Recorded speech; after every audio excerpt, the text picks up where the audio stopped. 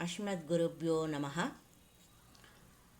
విశ్వరూపుడు దేవపురోహితుడైన విశ్వరూపుడు త్వష్ట కుమారుడు.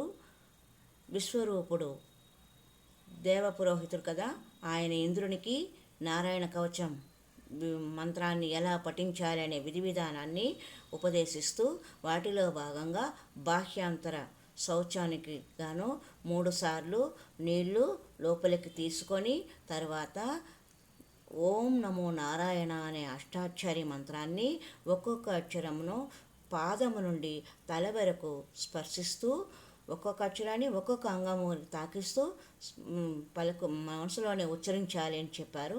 ఆ తర్వాత కరన్యాసంలో భాగంగా ఓం నమో భగవతే వాసుదేవాయ అనే ద్వాదశాక్షరి మంత్రాన్ని ఈ వేలి కణుపులు ఉన్నాయి కదండి, ఇది వేలి కణుపు, ఈ కణుపుల పైన తాకిస్తూ మొదట కుడి చేతి పైన, ఆ తర్వాత ఎడమ చేతి వైపున ఇలాగా తాకిస్తూ ఉచ్చరించుకోవాలి మనసులో. ఈ విధముగా అంగన్యాసము కరన్యాసము పూర్తి అయిన తర్వాత ఏం చేయాలి అనేది మరి యొక్క శ్లోకంలో చెబుతున్నారు. న్యసేద్ హృదయ ఓంకారం వికారమనుమూర్ధని షకారం తు భ్రువోర్మధ్యే నకారం శకయా విషేత్.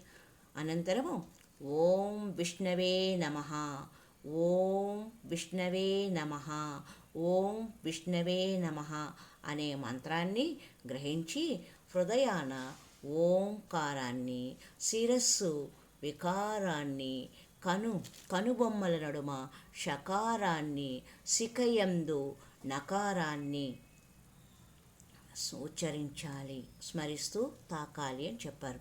వేకారం నేత్రయోర్యుం జ్ఞానకారం సర్వసందిషు మకారమశ్రముద్దిశ్య మంత్రమూర్తిర్భవేద్బుధం. వేకారం నేత్రయోర్యుం జ్ఞానకారం సర్వసందిషు మకారమస్రముద్దిశ్య మంత్రమూర్తిర్భవేద్బుధః. న్యసేద్ హృదయ ఓంకారం వికారమనుమూర్ధని షకారం తు భ్రువోర్మధ్యే నకారం శకయా విషేత్. వేకారం నేత్రయోర్యుం నకారం సర్వసందిషు మకారమస్రముద్దిశ్య మంత్రమూర్తిర్భవేద్బుధం.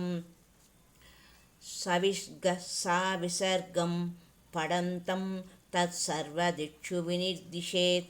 ఓం విష్ణవే నమ ఇతి అని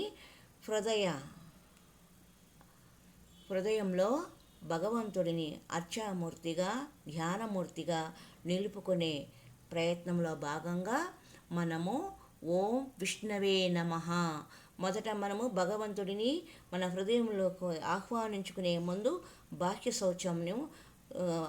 శౌచం పూర్తి చేసుకున్న తర్వాత అంగన్యాసము చేశాము, కరన్యాసము చేశాము 2 మంత్రాలతో.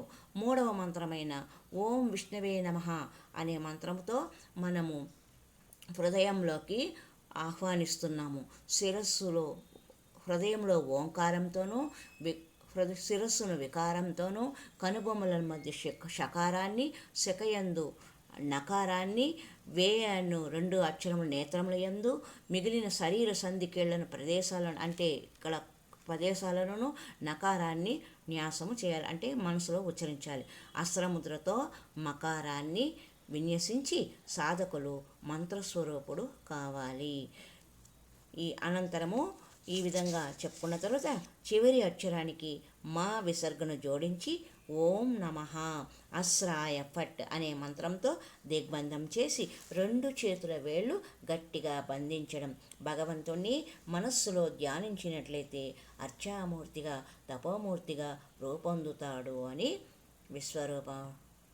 విశ్వరూపుల వారు ఇంద్రునికి చెప్పిన 3వ బీజాక్షర మంత్రము ఓం విష్ణవే నమః అని చెప్పిన తర్వాత ఓం నమః అశ్రాయ ఫట్ అని ఇలా తల, శిఖ, కన్నులు, హృదయము ఇవన్నీ మనము ఆవాహన చేసి భగవంతుడిని ఓం విష్ణవే నమః అని ఉచ్చరించుకొని చివరగా ఈ 2 చేతులను ఇలా పెట్టుకొని హృదయం మధ్య తాకించుకొని భగవంతుడిని హృదయంలో నిలుపుకొని అంటే నారాయణ కవచ మంత్రమును మొదట అధ్యాయము ప్రారంభమైనట్టు లెక్క.